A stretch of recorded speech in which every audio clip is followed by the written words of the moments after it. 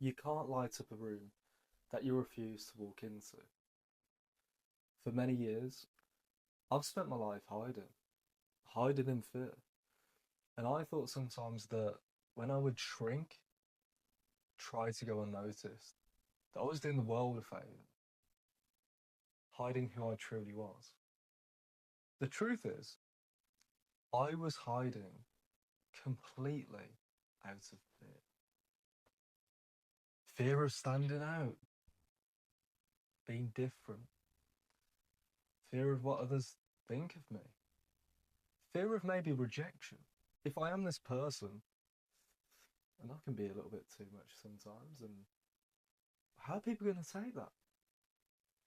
It's taken me nearly 30 years to realize that Jesus is the light in all of us, and we can let that light shine. So let me tell you now, you are the light. Now you might be thinking, I might be a little bit too much for people, or it might be a little bit scary just presenting your true self to friends, to family, to people at work. And I've noticed sometimes your environment can play a role and can distract you from presenting your true self. The issue we have is if we spend our whole lives never presenting who we really are, no one even knows that version of us. That version of you, that version of you is so loving and giving to others. You have more than one gift to give. And it's up to you to share that with the world. Now, you hiding that and playing it safe is not going to benefit you, and it's certainly not going to benefit anyone in your life. For me, I've had a big transition over the last year. Now, me presenting this true self that God calls me to be and who I know to be, it's going to ruffle feathers. People are probably not going to like it, and people might judge me. And I'm going to be totally transparent. When I first started talking about Jesus, and even saying Jesus' name, it would make me cringe. And it hurts me to say that, but it's true. Because I was so programmed and conditioned for most of my life. And that's how the world gets you. It's like, well, all of a sudden now I'm standing for truth. I know Jesus is the way, the truth, and the life. And it's still nearly taken me a year to speak that truth. Why? Because I've been living in fear. And that's the truth of not been expressing who I truly am. Now, I've been a nutritionist and personal trainer for years. I want people to have complete peace, joy. You're only going to get that through connection with God. Have you always been connected to God? Of course you have. But we get so distracted and caught up with the world, whether it's work, whether it's whatever it is, we get so distracted that we forget and we sort of lose that connection. We lose that little bit of quiet, that little bit of silence because we're all running around too busy to give ourselves time to hear and think.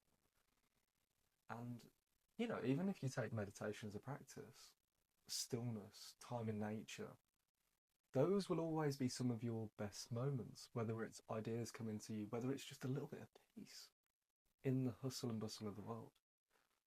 Now, I used to call this self-time. Now it's God time. I speak to God. I listen to God. I'm learning to discern the voice of God to maybe the voice of the enemy and maybe the voice of my own thoughts. And you can tell, you can sense the presence of God in your thoughts and in a room. And for me, like my biggest thing that I've sort of like, my biggest fear, let me share it, was always around, and it was rooted actually from envy, I'll be totally honest. The issue was, so if you ever look into Enneagrams, I am the individualist slash romantic Enneagram. The root sin is envy. Now, hand on heart, like, I really do want other people to do well for themselves, like, genuinely. But when I wasn't being my true self, so say in the role as a personal trainer, if someone was doing better than me, I hated it. Like genuinely, like because I was in that route of comparison. So my envy wasn't so much I want what everyone has, but if someone was doing better than me in terms of accomplishment, I would envy that person. I'd be thinking, oh, why can't I just? What's missing from me? The truth was, I'm not really meant to be a personal trainer. Like it don't align with who I am. So I was trying to compare sort of a version of myself that's not the truest version with someone else anyway. So what's sort of supported me in my journey is deeply searching for who I am. And through coming to faith in Christ and speaking to God, I know who I am now.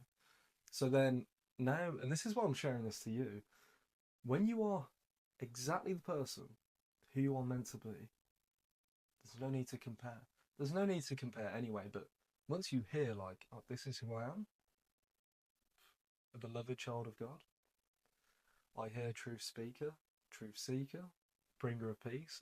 This is all I live by now. So it doesn't matter about my vocation, like my role. I'm just being me. And when you're just being you, yeah, look, the world might not like it. Look at the ways of the world, right? When you start speaking the truth and standing up for something that others don't believe in, well, I mean, look at what they did to Jesus. Says it all. God came down for us all. We humiliated him and killed him and mocked him. What did he do? He still forgave us.